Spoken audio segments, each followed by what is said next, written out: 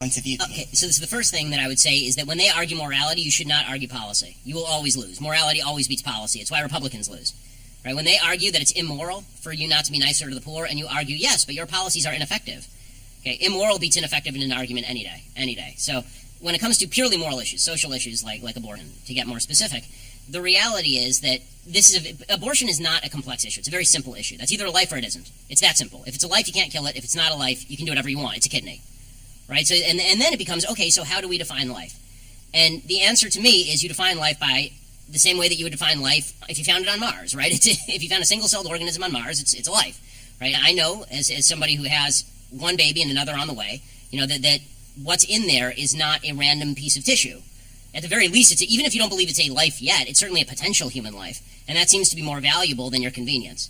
And there's something nasty and cruel and degrading about the idea that you get to decide whether something is a life or not based on whether it's convenient to you or because it's in your body. By the way, this is it truly is amazing, actually, how history repeats itself. The argument in favor of abortion is exactly the same as the argument in favor of slavery. Exactly the same, right? You're on my land. I get to decide. It's up to me to decide whether you're a person or property. It's up to me.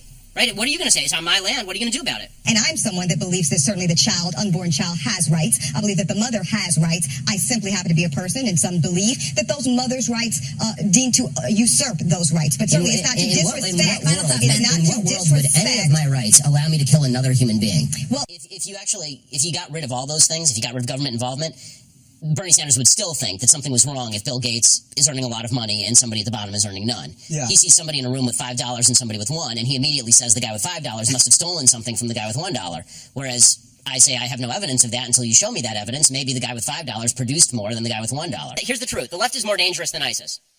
The reason the left is more dangerous than ISIS is because ISIS can't succeed without their appeasement and help. Right? ISIS, President Obama was wrong when he labeled them the JV team because he promptly made them the non-JV team. Right? The fact is that the left is behind the rise of ISIS. Right? It doesn't matter. They can't destroy us without the left helping them along. They can't. They can't without the left pretending radical Islam doesn't exist or releasing transcripts of jihadist phone calls with the religion and Allah omitted. Right? They can't destroy us without Obama removing troops from Iraq and slashing the military, or Hillary Clinton declaring war in Libya and then leaving Americans to die in Benghazi because she's a vicious pile of nastiness piled 5'7" high. Right? The fact is that the left, if you're not fighting the left, you're doing it wrong. So if we say that ISIS is our worst enemy, that's not true. Leftism is our worst enemy because they're the ones who are going to allow ISIS to win. On the gun control debate, they keep trotting out children as though we should be taking policy prescriptions from 7-year-olds. It used to be in this country that when a president of the United States said, I'm dealing with this issue because, for example, my 13-year-old daughter cares about nuclear disarmament, we laughed at them. We laughed them out of the public sphere. Jimmy Carter comes to mind. When President Obama walks out there with a bunch of 7-year-olds and says, I'm doing it because these 7-year-olds, they care about gun control, give me a break. I mean, if we're taking our policy prescriptions from kids who can't spell either policy or prescription, we have a problem. Earlier tonight, you said that Asians are the most prosperous ethnicity in America. By what metric are they by income. Really? Yes. What source? Well, I mean, that was true as of the census tract from 2010. Yeah. According to what source do they have the highest? Census.gov. Thank you. And also, you said earlier that there's a poll that shows that black people think black people are racist. Rasmussen poll 2013. Thank you very much. Honestly, Piers, you've kind of been a bully on this issue because what you do, and I've seen it repeatedly on your show, I watch your show, and I've seen it repeatedly, what you tend to do is you tend to demonize people who differ from you politically by standing on the graves of the children of Sandy Hook, saying they don't seem to care enough about the dead kids. If they cared more about the dead kids, they would agree with you on policy. I think we can have a rational political conversation about balancing rights and risks and rewards of all of these different policies, but I don't think that what we need to do is demonize people on the other side as being unfeeling about what happened in Sandy Hook. How dare you accuse me of standing on the graves of the children that died there? How dare you? I've seen you do it repeatedly, Piers. Like I say, how dare you?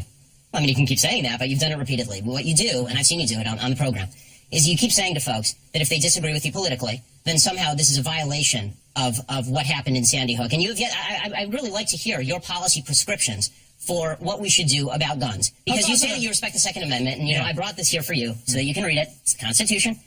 And I would really like for you to explain to me what you would do about guns that would have prevented what happened in Sandy Hook. Given that there is unconscious bias, how does white privilege... So number one, when I speak about white privilege... Yes, so when I speak about white privilege, I'm speaking specifically about behavior.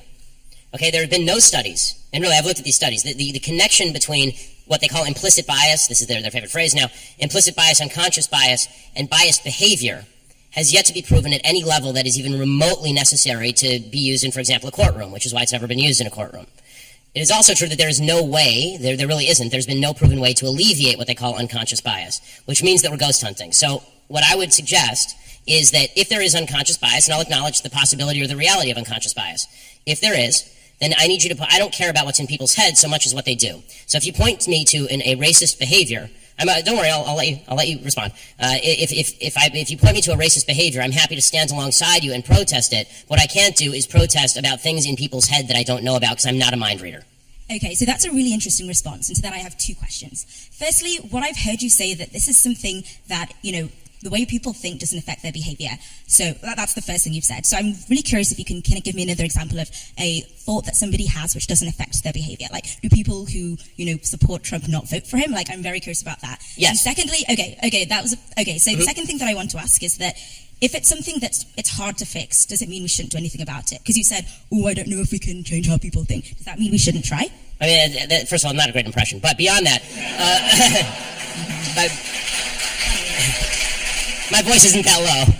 But beyond that, as far as the first question, which do people have thoughts that don't manifest in behavior? Yes, all the time. For instance, every thought that you have about walking up here and strangling me right now. I assume we have thoughts all the time that don't manifest in behavior, and this is true every single day. We consider thoughts that cross our minds. And the problem with unconscious bias is the idea is you don't even know that you're having the thought, right? So how can you stop it if you don't even know that you're having it? But then we should be able to gauge the unconscious bias and its impact on behavior. That's why it's unconscious bias as opposed to conscious bias. And the idea behind unconscious bias is that it's not even a ghost, it's a ghost of a ghost. Because you don't even know you're having the thought. So people, the whole idea behind diversity training is the idea that you can retrain people to stop their chain of thoughts in order so that it doesn't manifest in behavior. I don't think that every thought manifests in behavior. If it did, then every time a man saw a good-looking woman walk down the street, a straight man saw a good-looking woman down the street, we'd have a real mess on our hands. So the second question, the idea was a little too broad for me to respond to, which is just because something is tough, don't we have to face up to it? Yes, we have to face up to tough things all the time. And one of the tough things I would suggest that we face up to is that you have a lot more control over your own behavior and the decisions you make than the supposedly widespread unconscious bias of people you've never. I mean, this is the hilarious thing about the Occupy idiots. They're out there making a big fuss, and they're saying we want jobs commensurate with our education. Right now, they have jobs commensurate with their education. It's called sitting out on the street doing nothing with your life because they're a bunch of liberal arts morons. You got a degree in queer dance theory. And now you expect $100,000 job somewhere. Sorry, ain't gonna happen. Well, what I do is I assume that I'm going to get a certain set of questions from folks like you, Brian, that I generally do get, and with all the veiled implications therein. Don't you feel persecuted when you go on a leftist network? The implication, of course, being that I see myself as a victim. Don't you feel like when you come on a leftist network and you're being attacked that maybe it's because you're just a little bit intolerant? These are usually the way these conversations go. So I'm glad, Brian, that you haven't done all of those things. You've done some of them. The Occupy Wall Street movement was all disenchanted college kids who got out after that lesbian dance theory major and thought they were going to make six figures somewhere. And it turns out nobody pays to watch people theorize about lesbian dance. So they end up going and living in tents in Central Park and pooping on themselves. It was he kicked off his presidential campaign by saying basically he was pitching to the racists in the South, I don't know who I'm being asked to defend here or why I'm being asked to defend them. I'm not a member of John McCain's staff. This is the antithesis of this is Ronald Reagan. This is the antithesis of social justice is dog whistle calls to bigots basically, but. Well, what does this have to do with anything that I'm talking about? We both know that chromosomes don't necessarily mean you're male or female. Gender. With gender identity. Go ahead. No, so especially, but even so, you have a thing like Klinefelter's syndrome. So you don't know what you're talking about. You're not educated on genetics. Are we supposed to discuss the genetics? What are your genetics? So I'd stay away from the genetics and back to the brain scans. You cut that out now, or you'll go home in an ambulance. Yeah, that seems mildly inappropriate for a political discussion. There's something I like, and it's called science. And science suggests that if you have not a single cell in your body without a Y chromosome, except for your sperm cells, and if you still have all your appendages, and if you still have your twig and berries and all the rest of it, but you call yourself a woman, no. No, and this goes back to my feeling that your subjective view of yourself is completely irrelevant to me. I don't care what you think you are, I just care what you are. All right, we all know Caitlyn Jenner's a man, and we're sitting here pretending Caitlyn Jenner's a woman. And at one point I said to one of the guys on the panel, would you date Caitlyn Jenner? Right, you're a straight guy, would you date Caitlyn Jenner? And the answer, of course, is no, because Caitlyn Jenner still has a penis. Okay? It's the most feminine penis you've ever seen. And it's...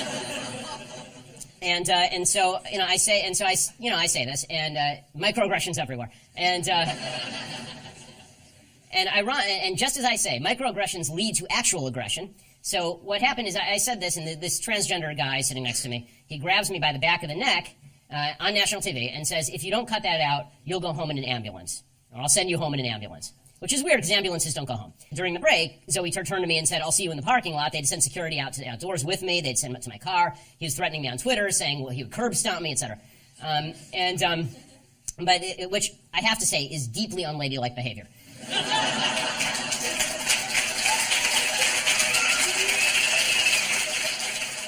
And I think the reason that it's about left and right here is because fundamentally the right believes that the basis for the Second Amendment, and they believe in the Second Amendment, the basis for the Second Amendment is not really about self-defense and it's not about hunting. It is about resistance to government tyranny. That's what the founders said, and that's what the right believes in this country. Which tyranny are you fearing yourself? I fear the possibility of a tyranny arising in this country in the next 50 to 100 years. Let me tell you something, Piers. The fact that my grandparents and great-grandparents in Europe didn't fear that is why they're now ashes in Europe. So this kind of leftist revisionist history, where there's never any fear of democracy going usurpacious or tyrannical, is just that. In your video where you debunk white privilege, you talk about how white privilege is a made-up term by privileged minorities. So I was wondering if you can elaborate on some of the privileges that you think minority groups have. Okay, so in privileges in law, so when I say privilege, I'm actually going to talk about legal standing. Okay, so affirmative action is a privilege. Affirmative action is a privilege. Subprime mortgages designed to appeal to minority recipients without proper qualifications, that is a privilege. And those are a couple examples of privilege. Privilege would also be the police being told that they can't police in communities the same way they would in other communities because they don't understand the problems of minority communities. That's privilege. And by the way, these privileges are not helpful, but these are as an overall matter. But it is certainly it's very difficult for me to see how it's not a privilege to get a lower score on the SAT than the Asian guy who's living in exactly the same circumstance. He gets penalized 50 points. You get 230 points on the SATs. That is definitionally a privilege. So there's one. Do you disagree? Yeah, but I don't want to take up everyone's time, so I'm just going to let. When the SATs were out of 1600, Princeton University found that black folks were being given a bonus of 230 points on average by the top universities in the country. Asians were being penalized by 50 points. But that's there because Asians were obviously beneficiaries of Asian privilege. Because our Asian founders wrote an Asian constitution to benefit Asian people. But that all depends on whether the press decides that they hate Hillary. If they decide that they hate Hillary and they can find the bright new young thing, then they'll throw Hillary over in a New York Minute. Unless they decided that they really love Bill so much that they want Hillary. They can't stand, the press can't stand Hillary. I mean, nobody on the left can really stand Hillary. They love Bill, but they can't stand Hillary. Basically, the press's relationship with Hillary is Bill's relationship with Hillary. Right? They're in a forced marriage, and they don't really like her very much, and they will cheat at the first available opportunity. But, yeah, but they have to be there because, hey, it's Hillary.